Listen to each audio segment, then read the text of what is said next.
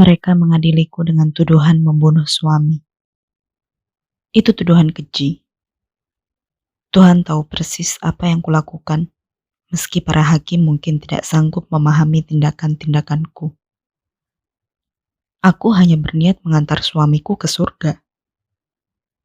Aku mencintainya dan kupikir surga lebih baik baginya ketimbang ia tetap berada di bumi. Aku mempercayai doa-doa dan aku berbahagia hidup bersamanya. Kadang situasiku muram, dan kadang aku sedikit putus asa meski mempercayai doa-doa.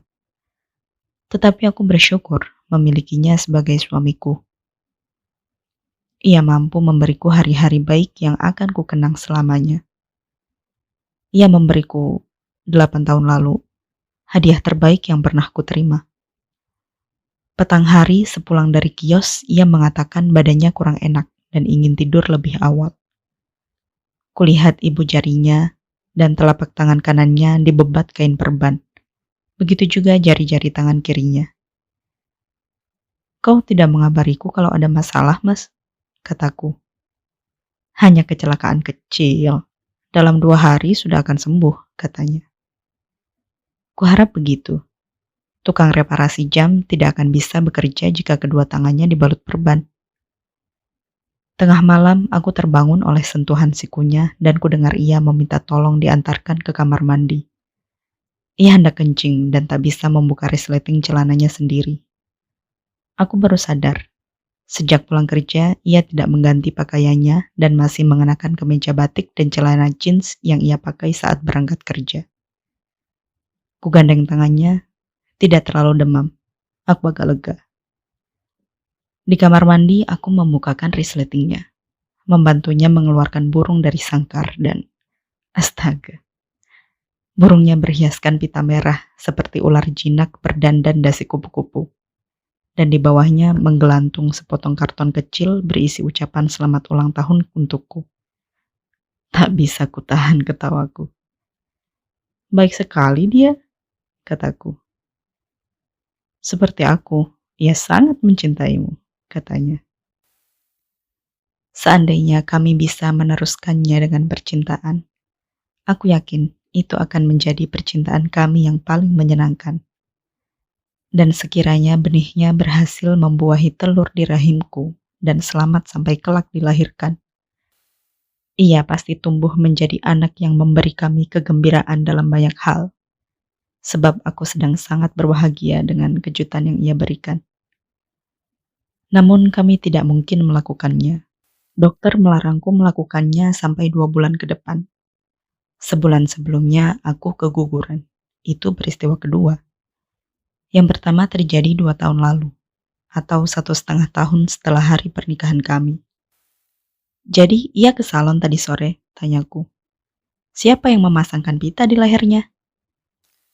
Ia tertawa dan melepas perban di kedua tangannya dan memelukku kuat-kuat di kamar mandi. Aku selalu mengingat ciumannya di keningku. 8 tahun cukup lama dan itu terjadi sebelum kami mempunyai anak-anak. Tetapi untuk segala yang melekat dalam ingatan, kau akan merasa seolah-olah ia baru terjadi kemarin. Sekarang kami sudah memiliki anak-anak, semuanya masih di bawah 5 tahun. Dan mereka memerlukan tuntunan untuk menjadi anak-anak yang baik.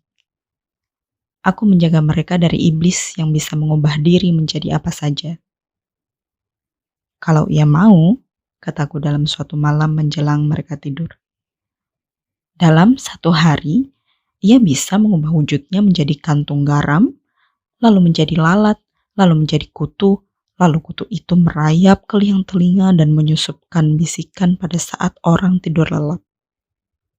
Sekarang berdoalah sebelum aku menceritakan kisah itu." Suamiku tidak begitu senang jika aku terlalu sering menceritakan kepada anak-anak kisah-kisah iblis. Tetapi aku ibu yang membesarkan mereka. Aku berhak menyampaikan apa saja yang berguna bagi keselamatan hidup mereka. Di luar soal iblis, ia tidak pernah berkeberatan pada caraku mengasuh anak-anak. Pada dasarnya, ia menyerahkan sepenuhnya urusan anak-anak kepadaku dan aku merasa perlu memberitahu anak-anakku segala sesuatu tentang iblis. Peristiwa kantung garam, Yang terjadi pada abad ke-11 adalah peristiwa sejarah yang paling kuingat tentang bagaimana iblis bekerja, selain kejadian yang melibatkan manusia pertama dan ular pembujuk. Keduanya ada dalam buku Iblis dan Para Korbannya, sejarah tentang orang-orang beriman yang jatuh oleh bisikan iblis, yang kubaca bertahun-tahun lalu. Sampai sekarang buku itu masih kusimpan dan aku menyembunyikannya rapat-rapat dari suamiku agar ia tidak membakarnya. Itu satu-satunya buku yang disusun oleh Malaki Melech, seorang rabi yang berumur panjang dan membaktikan umur panjangnya untuk meneliti perbedaan halus antara bisikan iblis dan suara Tuhan. Aku menghormati penelitiannya. Menurut Melech, dalam pengantar buku itu, titik krusial yang membuat orang-orang beriman sering tersesat adalah mereka berpikir sedang mengikuti perintah Tuhan, padahal mereka mengikuti bisikan iblis. Rabi itu konon hidup sampai umur 148 tahun. Ia lahir pada 1675 dan menghilang pada umur 29, atau 2 tahun setelah menyelesaikan satu-satunya buku atas namanya untuk memulai penelitian. Menurut perkiraan, ia mati pada 1823. Aku berharap kelak ada yang berhasil menemukan catatan-catatan penelitian Melech dan menerbitkannya sebagai buku.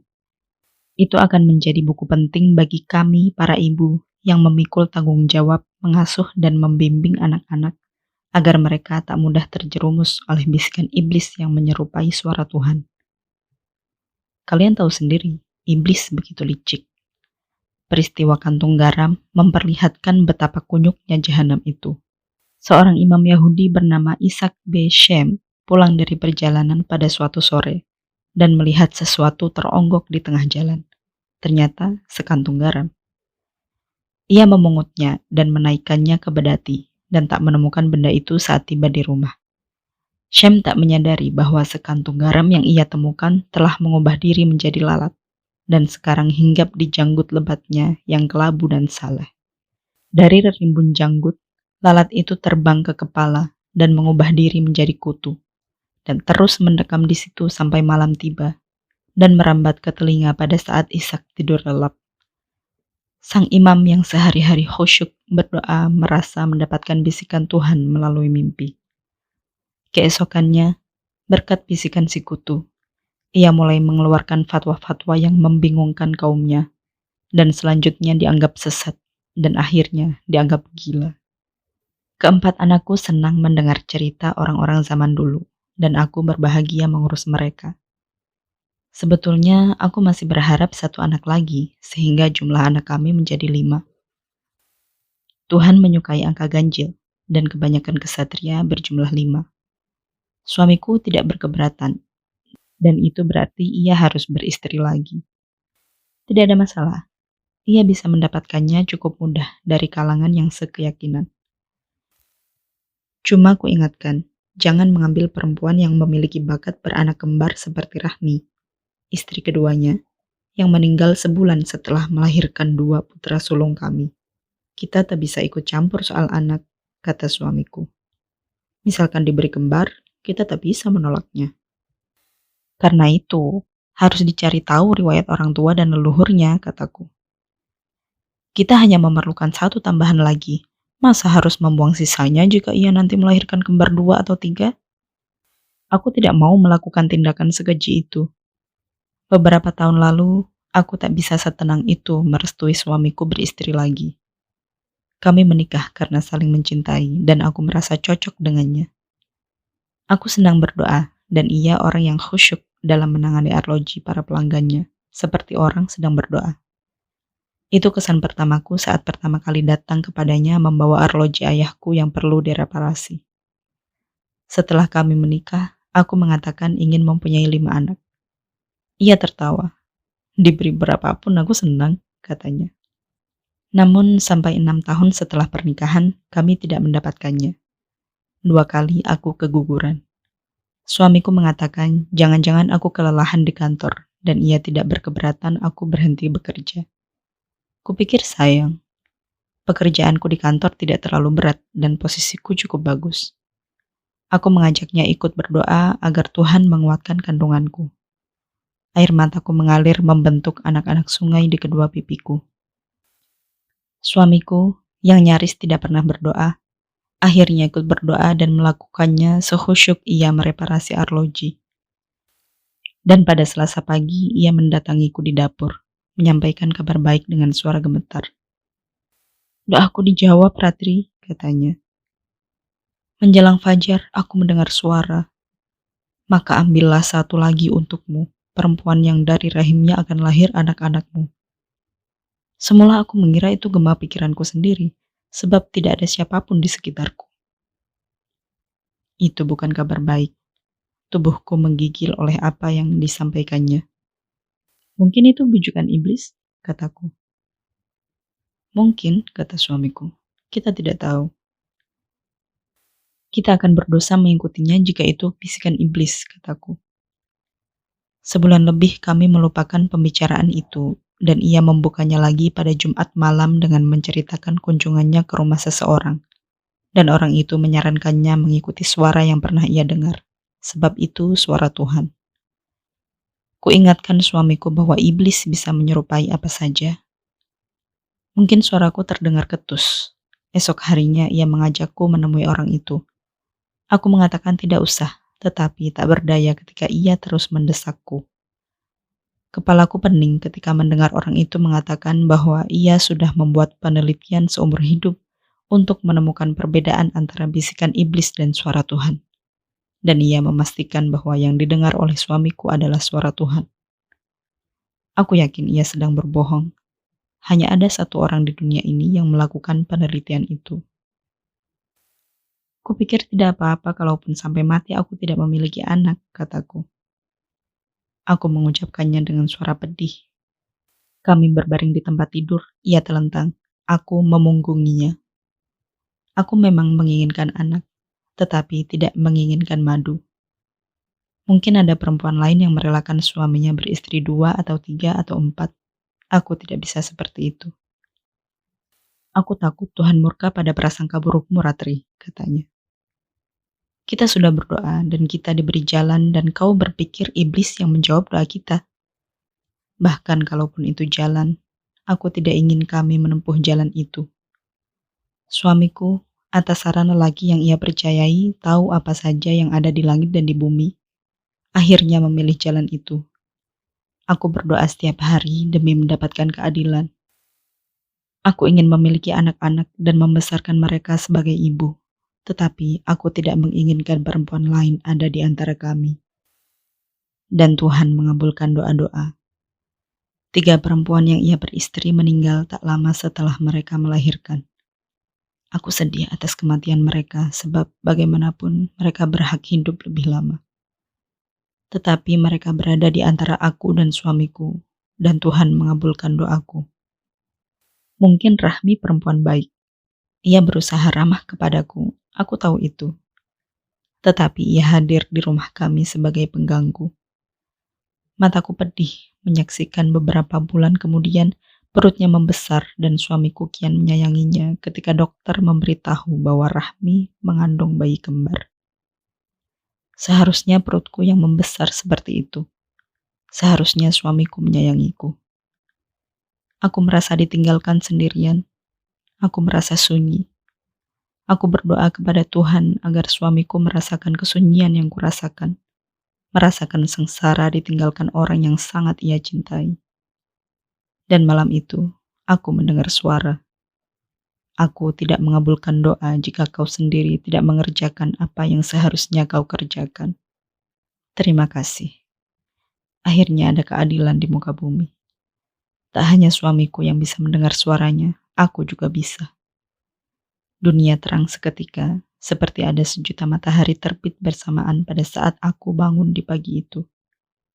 Aku menyerukan namanya dan mengikuti petunjuknya dan mengerjakan apa yang harus kukerjakan.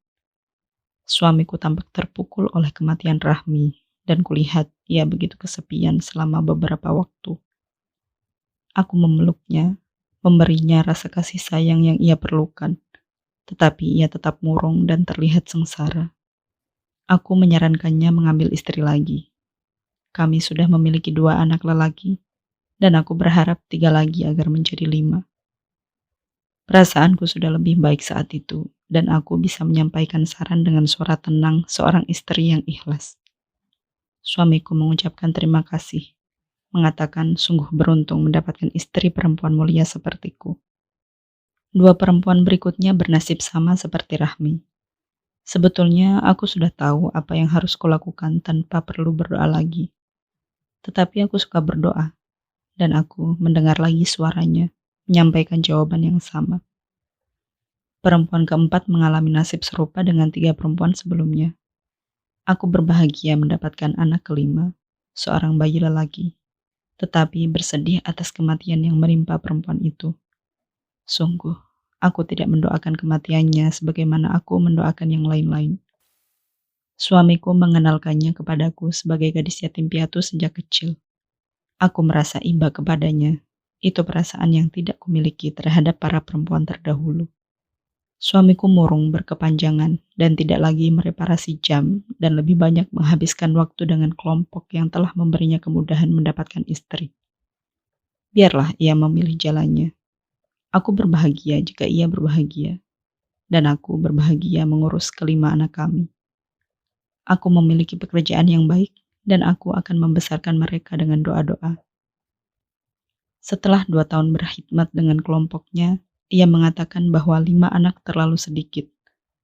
Aku mengingatkannya bahwa 5 adalah angka yang baik. Ia menginginkan sebanyak-banyaknya. Kalau bisa 1000, aku ingin punya anak 1000, katanya. Ia berlebihan, bahkan Kurawa hanya berjumlah 100.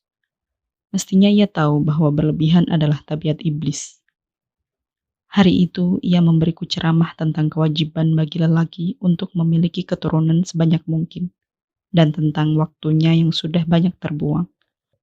Maka, demi waktu, ia bilang ia perlu mengambil istri sebanyak mungkin dan mendapat anak sebanyak-banyaknya dari mereka. Demi waktu, aku merasa yang paling mendesak saat itu adalah berdoa agar Tuhan membawanya ke surga. Ambillah sebanyak kau mampu, kataku. Silakan juga jika kau mau beristri sebulan 1. Tetapi untuk yang pertama, izinkan aku memilihkannya untukmu. Aku istrimu. Aku akan memilihkan perempuan terbaik untukmu. Ia berterima kasih dan memujiku sebagai perempuan paling mulia. 2 malam setelah itu, aku memilih perempuan yang paling kupercaya di antara yang tersedia. Kupeluk perempuan itu pada hari pertama ia tiba di rumah, dan kucium kedua pipinya, dan kuminta anak-anakku menyayanginya seperti mereka menyayangi aku. Aku juga memintanya agar menyayangi anak-anakku dan menganggap mereka adalah anak-anak kandungnya sendiri. Air matanya mengalir oleh sambutanku, dan ia berjanji memenuhi apa yang kuinginkan, seolah-olah itu hari perpisahan.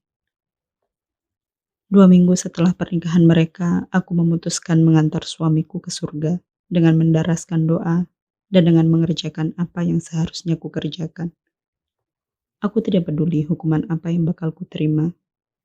Yang paling kusedihkan adalah aku tak akan bisa lagi mengasuh anak-anakku. Tetapi aku sudah memilihkan untuk mereka penggantiku.